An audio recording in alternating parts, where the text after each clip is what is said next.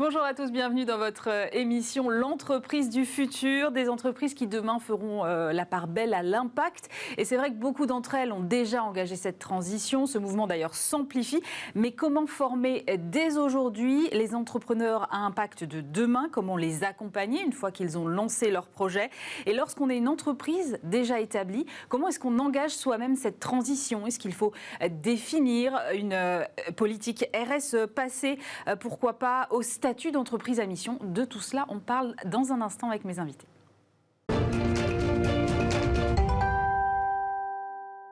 Et pour en parler avec nous sur ce plateau, Anne-France Bonnet, bonjour.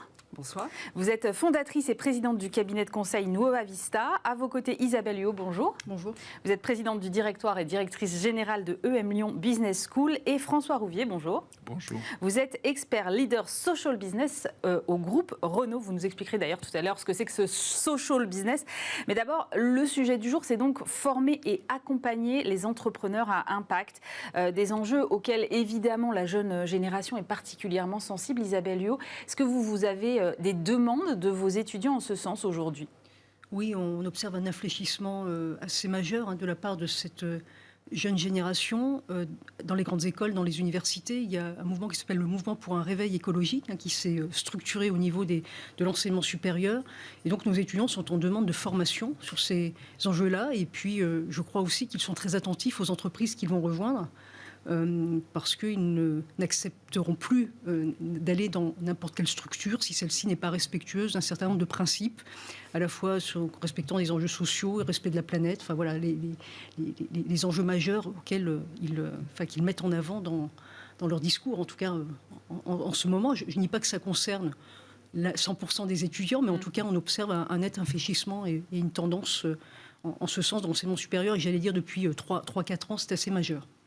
Justement, Anne-France Bonnet, vous accompagnez les entreprises qui veulent engager cette transition pour recevoir cette jeune génération et pour qui c'est aussi important. Mais j'ai besoin de comprendre, moi, aujourd'hui, pourquoi les entreprises, elles ont besoin d'accompagnement. Elles ne peuvent pas faire ça toutes seules. On ne définit pas une raison d'être tout seul dans son coin. Ça ne marche pas. Il faut être accompagné forcément. C'est une bonne question. Si, elles peuvent parfaitement le faire seules. Je dirais qu'après, l'intérêt d'un accompagnement, c'est de mettre de la cadence dans un projet qui n'est pas forcément dans le quotidien de l'ensemble des équipes. Et c'est à ça que servent les consultants, c'est cadencer les projets. Et il y a quand même un autre sujet, peut-être qu'il y a un lien avec votre sujet d'aujourd'hui, à savoir la formation. On est quand même sur un sujet qui est quand même très atypique quand on parle de l'engagement, de l'impact ou de la responsabilité. Et il est très atypique parce que sinon on aurait trouvé des solutions depuis 50 ans, puisque ça fait quand même une cinquantaine d'années que l'alerte a été donnée. Et donc finalement, ça n'est pas si simple. Ça n'est pas si simple parce que quand on parle de responsabilité aujourd'hui, en fait, de quoi s'agit-il? Il s'agit d'avoir cette capacité à penser long terme, capacité à penser un problème qui est très systémique, donc qui est totalement dans l'interdépendance, où il y a beaucoup de sujets, et je pense que Isabelle Huot en parlera ensuite, de comment accompagner les gens à avoir ce mode de pensée-là. Et puis, dernier point aussi, sur le sujet de la responsabilité ou de la RSE, ou quel que soit le nom qu'on emploie, le fait que sans partenariat, on n'y arrivera pas. Donc, ça n'est pas si simple. Et ce n'est pas une culture qui existe aujourd'hui au sein des entreprises, qui ont plutôt une culture de maîtrise et qui avance en mode projet en elle-même. Donc travailler sur un sujet qui nécessite de dézoomer, de se poser des questions de long terme, d'embarquer un écosystème, et tout ça avec humilité, ben voilà. Il y a certains acteurs économiques qui disent on a besoin d'être accompagnés, ce n'est pas naturel. François Rouvier, vous êtes expert donc, du social business chez Renault. C'est quoi le social business et comment ça se traduit dans un groupe de la taille de Renault? Alors, le social business, c'est un peu comme l'huile et l'eau, ça a un peu de mal à se mélanger. Oui. C'est-à-dire parler de social et parler de business, on a l'impression que c'est... Aujourd'hui, on appellerait ça un oxymore, c'est-à-dire quelque chose qui ne va pas ensemble. Justement, on essaye de montrer qu'on peut faire du business avec de l'impact social. En fait, tout ça est une émanation de la RSE, c'est-à-dire de la responsabilité sociale de l'entreprise. Et ce qu'on a lancé il y a 10 ans chez Renault, et voilà, je suis devenu un peu expert du sujet, D'abord parce que j'étais le seul, probablement au départ, en tout cas le seul à le porter officiellement. En fait, on s'est rendu compte qu'il y avait beaucoup de gens qui avaient envie de le faire. C'est d'essayer d'inventer des modèles économiques inclusifs, des modèles économiques qui aident à résoudre le problème de la pauvreté. En ce qui concerne Renault, par la mobilité, c'est-à-dire comment on va créer des modèles de mobilité qui permettent aux plus pauvres d'accéder à la mobilité. Mais comment vous faites concrètement? Parce que c'est les équipes de Renault, ou vous allez chercher ces compétences-là ailleurs? Alors, on a lancé plusieurs projets. D'abord, on s'est allié avec le monde académique et on essaye de travailler de façon très proche du monde académique qui réfléchit beaucoup à ces sujets. Donc, on est très heureux de pouvoir nous rapprocher aussi de l'EM Lyon. Et puis, on a lancé des projets concrets. Par exemple, on a lancé un projet de garage solidaire. On a travaillé d'ailleurs avec Nueva Vista et on s'est beaucoup appuyé justement sur des consultants, parce que les consultants nous ont aidés, et vous, Anne-France notamment, à cadencer, mais aussi à accréditer cette idée que c'était possible. Donc, des garages solidaires pour réparer des voitures à prix coûtant pour des publics fragiles. On a développé une gamme de produits de merchandising en commerce équitable. On a développé un fonds d'investissement impact, donc on a investi avec l'argent de Renault dans des projets de mobilité à impact social, environnemental toujours, mais le prisme chez nous, il est d'abord social. Voilà, on pourrait développer davantage, mais aujourd'hui, on se rend compte qu'il y a plein de projets qui sont en train de naître parce que les opportunités sont infinies. Dès lors qu'on s'interroge en se disant où est-ce que je peux chercher de l'impact social dans un modèle économique, on n'en finit pas de trouver des solutions. Prisme social donc chez Renault. Et alors à l'EM Lyon, quel prisme? Le prisme, la prise en compte des enjeux sociaux et environnementaux de manière plus générale et plus globale, parce que je pense que les deux sont profondément articulés, comme on l'a vu dans un certain nombre de crises passées. Si on prend en compte l'enjeu écologique sans enjeu social, ça ne fonctionne pas, et les deux sont évidemment tout à fait centraux, et nos étudiants sont très attentifs, qui s'engagent dans des associations à visée à la fois environnementale, sociale, citoyenne. C'est un élément très important de leur engagement associatif ou de leur projet, du projet éducatif aussi que l'on porte à l'école. Donc c'est au cœur, j'allais dire, notre projet stratégique. C'est l'un des piliers stratégiques de notre plan Confluence 2025, l'engagement social et environnemental à la fois de l'école, mais aussi de nos étudiants, pour les former à entreprendre, à prendre des initiatives dans le monde dans lequel ils vont s'engager demain, et dans le monde socio-économique aussi, pour le transformer. Isabelle, vous avez choisi d'adopter le statut d'entreprise à mission. Pourquoi ce choix ?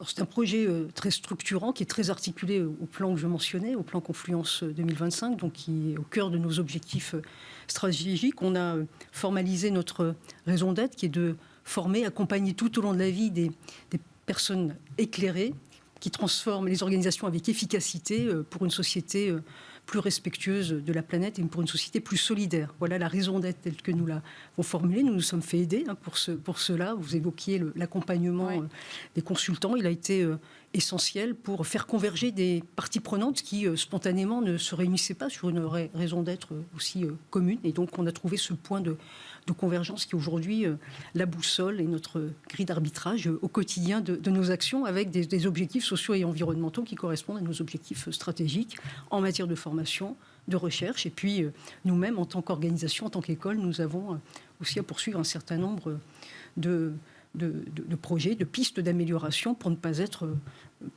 que notre école, notre trajectoire ne soit pas antinomique avec les projets que nous portons sur le plan éducatif. Voilà. Donc c'est un projet très, très structurant, et on est devenu société à mission en juillet 2021. Donc c'est dans nos statuts. Maintenant, on reste à mettre en œuvre ce projet ambitieux. C'est ça, parce que si je ne me trompe pas, Anne-France, c'est contraignant quand même, ce statut d'entreprise à mission. C'est pas on le décrète et puis on passe à autre chose. Il y a des contrôles à date ultérieure. Très juste. Alors moi j'ai deux remarques par rapport à l'EM Lyon société à mission.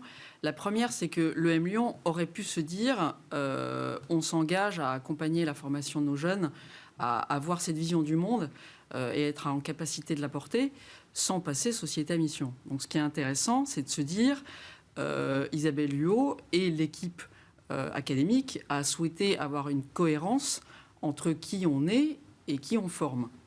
Donc là, premier point, parce qu'il y a beaucoup d'écoles qui ne réfléchissent pas à ce point-là.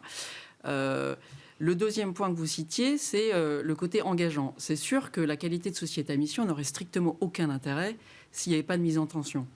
L'intérêt de cette qualité-là, ce qui n'est pas un statut, puisque tout type de statut peut adopter la qualité de société à mission. En fait, l'intérêt, c'est quoi? C'est que ça n'est pas un label, c'est pas un truc qu'on met, ça y est, je suis société à mission. C'est pas un tampon qu'on accole. Non. C'est en fait le signal d'un collectif qui a décidé de se fixer une étoile polaire commune et d'avancer en transparence. Basta. C'est ça une société à mission. Et pour que la société à mission soit en tension par rapport à son étoile polaire, qu'elle s'est fixée, sa raison d'être et ses objectifs, en fait, elle est contrôlée tous les 18 mois ou tous les 24 mois en fonction des tailles d'entreprise, et elle reporte. Donc en fait, ça met en tension tout un collectif autour de macro-objectifs qu'elle s'est fixés. Et quand je dis tout le collectif, c'est le collectif interne, mais l'écosystème, le comité de mission qui va les challenger. Donc en fait, c'est un mode de questionnement permanent. C'est extrêmement vertueux. Et en fait, c'est pas du tout un label à plat. C'est comment on se met en mode en questionnement. Et pour revenir à ce que je vous disais initialement sur de quoi on parle quand on parle d'impact, de RSE, d'engagement sociétal, de sustainability, je fais un petit aparté. Quand on regarde le tsunami réglementaire qui va nous tomber dessus au niveau de l'Europe, et c'est tant mieux. Quand on regarde la sémantique utilisée, on ne parle plus de RSE, on ne parle pas d'impact, on parle de sustainability, punto. Donc on est en train juste d'expliquer aux acteurs économiques que la soutenabilité est un enjeu de survie, et on ne pose plus la question de volontariat, pas volontariat, sauver le monde, pas sauver le monde, c'est quoi vos objectifs pour être soutenable demain. Sinon, vous allez mourir. Enfin bon, ça c'est... Regardez le vocabulaire, c'est très intéressant.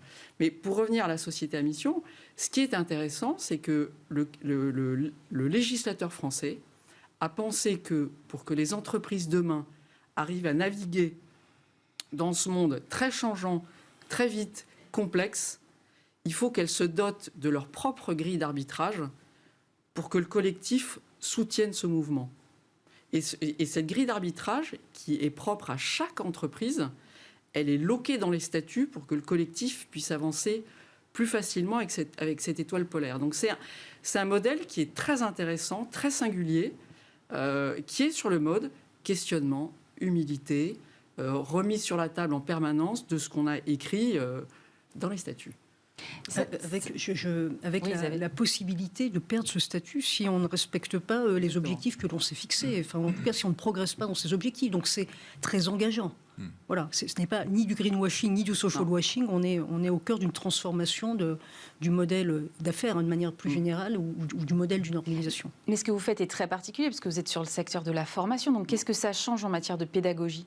Alors, en matière de pédagogie, ça signifie qu'on instille des cours, qu'on diffuse des cours autour des enjeux climatiques, par exemple. Il y a un cours dans le programme Grande École qui est obligatoire, Agir pour le climat, donc qui est non seulement de la sensibilisation, mais surtout de la formation à ces enjeux. Un cours qui n'est pas un cours militant, un cours adossé à des connaissances scientifiques, à la fois issues des sciences dites dures et des sciences sociales. Mais surtout, ce qui est plus fondamental, c'est qu'on revisite toute notre offre de formation, tous nos cours, à l'aune des 17 objectifs du développement durable de l'ONU. C'est ça qui est le plus transformant.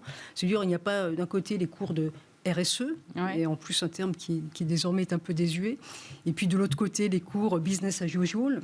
Tous les cours se voient revisités à l'aune des enjeux de sustainability. Donc un cours de finance de marché aujourd'hui doit aborder ces enjeux-là, de finance solidaire, de finance verte, de finance durable. Cours de marketing qui ne conçoit pas la question de l'obsolescence programmée ou de la consommation responsable n'a pas lieu d'être dans une business school, enfin en tout cas à EM Lyon aujourd'hui.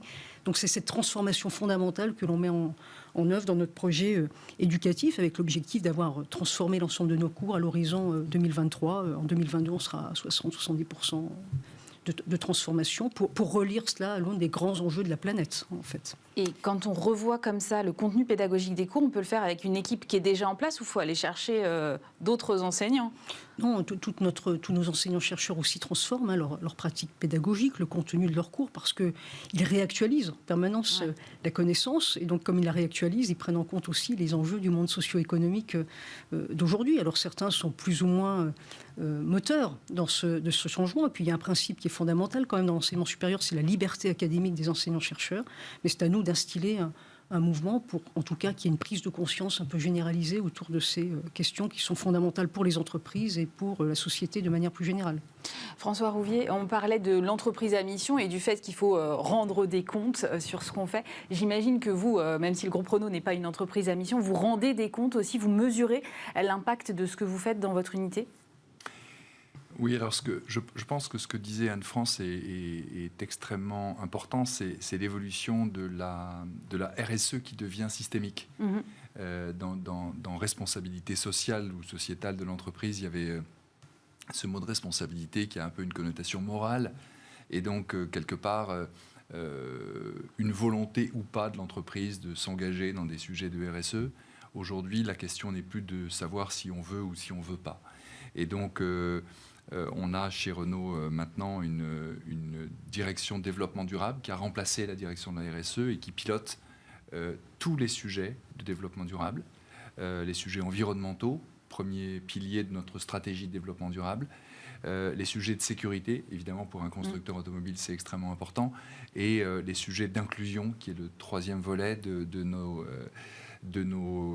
notre stratégie de développement durable. Et sur tous ces sujets, aujourd'hui, on a des engagements très clairs qui sont pilotés au niveau du comité exécutif. Et donc, tous les 2, tous les 3 mois, on rend des comptes effectivement sur l'évolution de ces KPI, comme on dit aujourd'hui, en tout cas de ces objectifs, justement parce qu'on s'engage, parce qu'on veut que ça transforme l'entreprise, parce qu'on veut que ça touche tous les sujets de l'entreprise. Le design, la recherche, le commerce. Il n'y a plus aucun domaine de l'entreprise dans lequel on ne puisse pas dire que les sujets de développement durable doivent être prégnants. Donc oui, on rend des comptes. Et puis je pense qu'on est très attendu. On est très attendu par les étudiants qui très clairement aujourd'hui ne veulent plus rentrer dans une entreprise qui n'a pas un engagement fort et vrai, un engagement authentique. On le sait par toutes les études que l'on fait. On est très attendu par nos clients. Vous n'imaginez pas l'importance aujourd'hui des acheteurs de voitures, notamment des flottes, des grandes entreprises, qui mettent enfin, je dirais, les sujets de développement durable dans les appels d'offres, d'achat dans les appels d'offres, absolument. Et puis, bien sûr, on est très attendu par les investisseurs, par les actionnaires, qui naturellement attendent de nous des engagements, une transparence et une progression. Anne-France, c'est intéressant de voir comment une entreprise comme Renault, comme ça, se transforme et finalement prend tous ces sujets.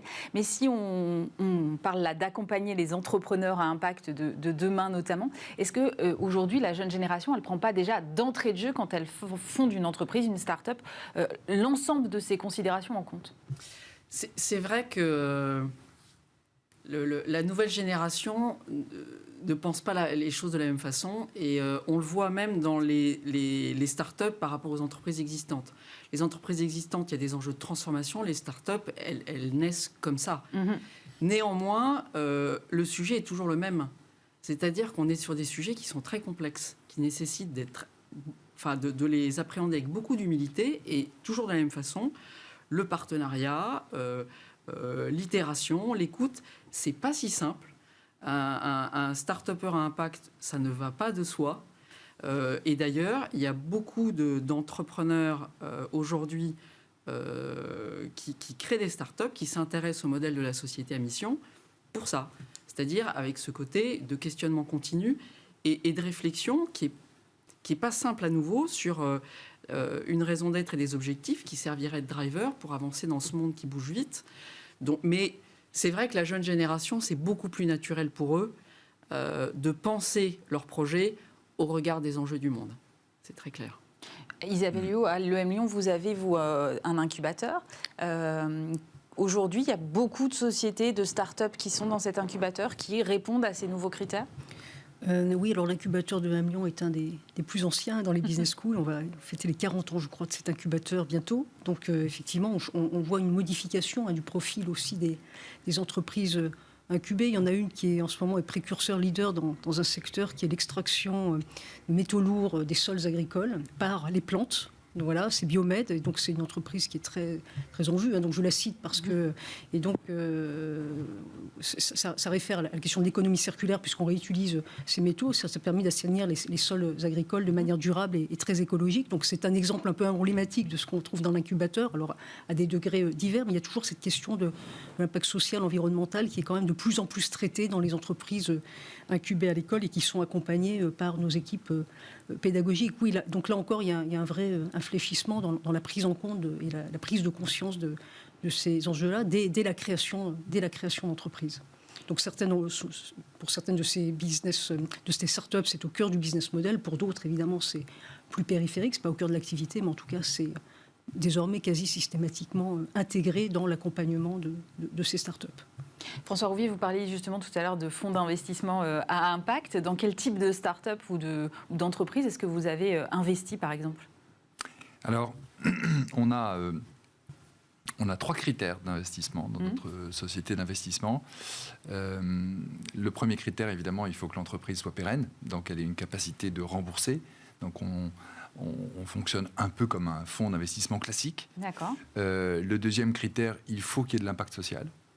Ça, c'est obligatoire. Donc, ça fait partie des choses que l'on apprécie. Alors, parfois, l'impact social existe de façon native dans la création d'entreprise, ou parfois, on vient introduire l'impact social dans un modèle économique existant qui en était dépourvu, mais avec un patron qui a envie de le faire. Et le troisième critère, bien sûr, c'est la mobilité, parce qu'on s'appelle Renault et qu'on a envie d'être cohérent. Et surtout, on veut créer des synergies avec l'entreprise. Pour que le projet nous intéresse, il faut qu'on puisse créer des liens entre l'entreprise dans laquelle on investit et Renault. Pourquoi ? Parce que notre objectif n'est pas de gagner de l'argent à travers ce fonds. Notre objectif est d'être, comme toujours dans le social business, d'être à l'équilibre, à minima. Donc notre but est de pouvoir rembourser notre actionnaire qui est Renault, mais surtout de créer de la valeur pour l'entreprise dans laquelle on investit, et puis bien sûr d'enrichissement pour Renault. Alors votre question, c'était dans quel type d'entreprise ? Eh bien, beaucoup d'entreprises de services de mobilité, par exemple d'autopartage, de covoiturage, mais toujours avec un prisme qui est en quoi ça sert des populations fragiles. On a aussi investi dans une entreprise qui développe des solutions de mobilité pour les personnes à mobilité réduite, une jeune entreprise qui s'appelle Nina Robotics dans le Sud. On a investi dans une entreprise nantaise extraordinaire, une coopérative qui développe des solutions de mobilité pour faire du transport d'enfants handicapés, mais avec un modèle économique coopératif extrêmement intéressant et vertueux. On investit dans une société qui fait du vélo partage, mais aussi avec un angle social. Alors vous allez me dire, le vélo, pourquoi chez Renault ? Tout simplement parce qu'aujourd'hui... Il faut prendre la mobilité dans le sens large. Mais absolument, la mobilité, c'est un sujet qui est très large. Anne-France, c'est intéressant parce que François Rouvier a commencé tout à l'heure en disant finalement social business, en général, c'est deux mots qui sont un peu éloignés l'un de l'autre, presque antinomiques. Et puis finalement, là, quand on l'entend, finalement, on investit dans des entreprises qui sont pérennes. Et donc, finalement, on arrive à les réconcilier aujourd'hui, ces deux mots-là. Oui, mais complètement. Pour faire le lien avec votre question précédente, c'est une question peut-être de génération. On vient d'un monde et d'un système éducatif où, en effet, il y avait le business d'un côté et puis l'intérêt général de l'autre. Là aussi, la sémantique est intéressante, mais quand on regarde le vocabulaire utilisé lors du vote de la loi Pacte, on a commencé à parler d'intérêt collectif ou de bien commun. Et c'est vrai qu'aujourd'hui, les dirigeants et les acteurs économiques commencent à se décomplexer et à intégrer le fait que ça n'est pas parce qu'on a monté une entreprise qu'on ne pouvait pas être centré sur le bien commun. Mais c'est culturellement lent. Mais aujourd'hui, ça commence à être complètement... l'eau et l'huile, l'émulsion commence à se faire. Mais il y a quand même certaines réticences culturelles, parce que je le répète, sinon ça fait belle lurette qu'on aurait trouvé des solutions et on n'en serait pas 50 ans après... avec ces problématiques-là. Mais ça commence à décomplexer le sujet. Et on est très loin d'ailleurs en ça de l'esprit anglo-saxon, où je pense que c'est lié à la place de l'État dans nos économies en Europe, où en fait les Européens sont très habitués à ce côté très mêlée et partenariale entre acteurs économiques et acteurs de l'État, contrairement aux États-Unis, où l'État est beaucoup moins proche de tout ça.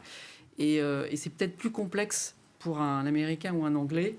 On le voit d'ailleurs dans la façon dont ces sujets sont traités. Il y a vraiment d'un côté le profit et de l'autre la planète. Chez les Européens, c'est beaucoup plus mélangé. Je pense qu'il y a une vraie voie et on a de la chance en Europe d'arriver à conceptualiser tout ça de façon plus fine. Et en tout cas, c'est le pari européen, c'est assez clair. D'accord. Isabelle, justement, vous avez, je crois, d'autres campus ailleurs qu'en France. C'est reçu de la même façon ou il faut faire davantage de pédagogie à l'extérieur de l'Europe ?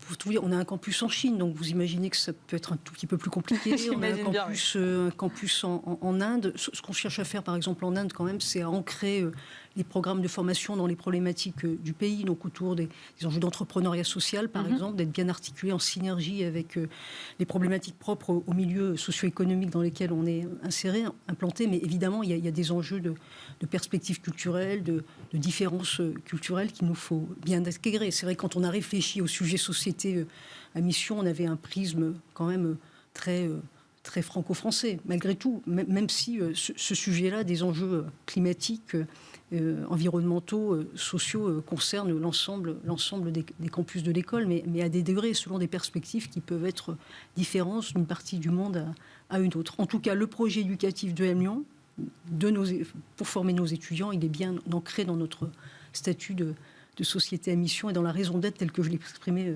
tout à l'heure pour l'ensemble des étudiants de l'école. Donc on est au début du changement de mindset, mais il y a encore un petit peu à faire.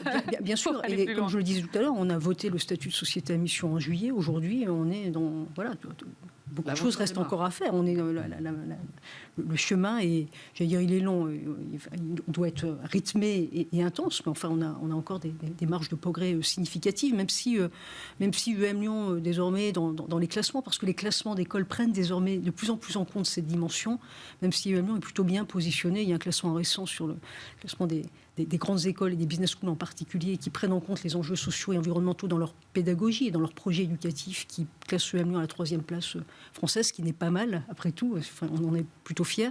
Et ce que je veux dire de manière plus générale, c'est que quand les classements internationaux des écoles auront pris en compte de manière très substantielle et très pondérée ces enjeux-là, alors on aura une vraie transformation des écoles qui voudront bien se positionner dans ce domaine. On voit une tendance plutôt vertueuse et c'est important pour la transformation du modèle des écoles aussi. Qu'il s'agisse des écoles d'ingénieurs ou des business schools. Merci beaucoup Isabelle Huot, présidente du directoire et directrice générale de EM Lyon Business School, Anne-France Bonnet, fondatrice et présidente du cabinet de conseil Nova Vista, et François Rouvier, expert leader social business du groupe Renault. Merci d'avoir été avec nous.